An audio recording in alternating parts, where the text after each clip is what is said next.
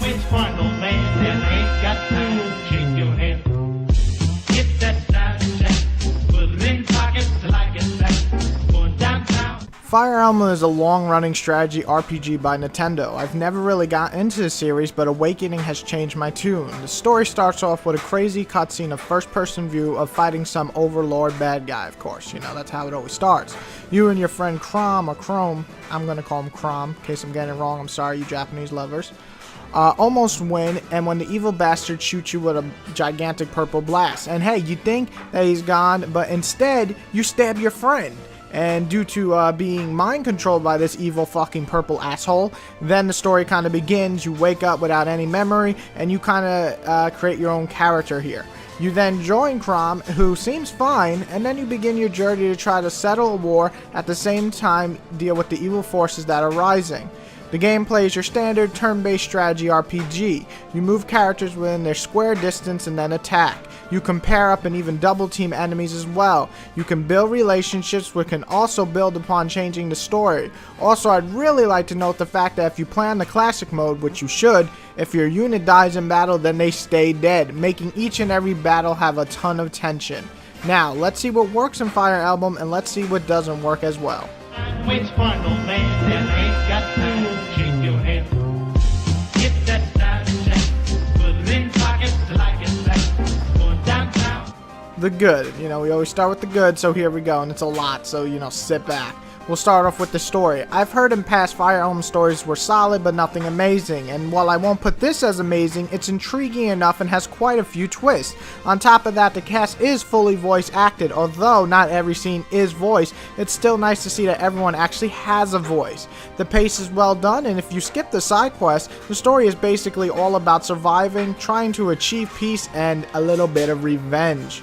I love the design of the characters. You build your own character, and while not amazing amount of customization, there is enough to make them different each and every time. However, what really looks great is the cast. Each person looks unique, and you actually want to get to know them because they're all uniquely designed and they're all different. The 3D sprites are great, the animations are smooth, and overall the game looks great for a handheld. The gameplay is a mix of tactics, building your character up, and relationship building. Sure, the basic idea is to move your character from square to square, attack, and heal. However, what truly sets us apart is pairing characters up. Pair a mage up with a healer, and the mage will be a boost in power, and if you build a relationship enough from fighting or talking outside of battle, they will even do double team attacks, making the battles look great and feel awesome. It makes you feel like besides just grinding, they're getting to know each other and build relationships, which in turn can actually create a family. They can get married and then have a child, and then that child can fight in your army. I mean, that's pretty fucking badass. I don't think I've seen that before. You have plenty of weapons to choose from and different classes, and then eventually you'll go into a more pro class or a higher advanced class the more you fight and train. You have to train them with the weapons, but once they master it, collecting the special rare weapons is where it's at. Be careful though, because if you use the weapon too much, it can break and you have to go back to an average weapon. Also, the fact that there's a field on the field and then there's plenty of chests to find hidden weapons, it's just fun to actually explore the maps. There's also plenty of side quests, random battles, and even DLC where you can gain certain characters from previous Fire Emblem games such as Marth and Roy. I mean, the game is just oozing with content on top of different outcomes for the story depending on how you play and who dies and so on.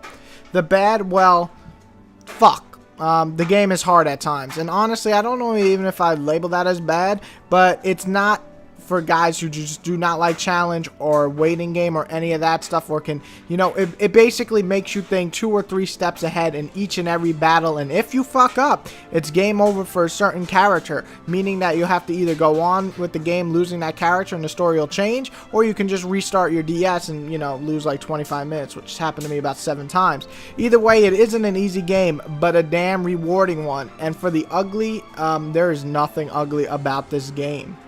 Which one, old man, that ain't got time to shake your head? Get that diamond check, put it in pockets till I get back. Going downtown. Well, the verdict is in. I mean, if you couldn't tell by now, this is the type of game that I love to actually play. That I like to get in my hand and be like, God damn! You know, that's what I like to feel when I play a video game, and that's what I got. Verdict-wise, this is the type of game you want on a handheld. The 3DS finally gets an RPG that rivals Persona 4 Golden on the Vita, and shit, in some areas it even beats it.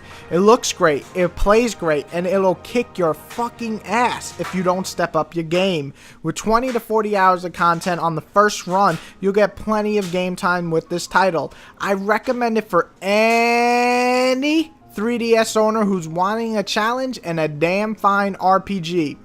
I mean, I guess you guys know what I'm about to say, but it is a must buy. Thank you very much. Go buy it.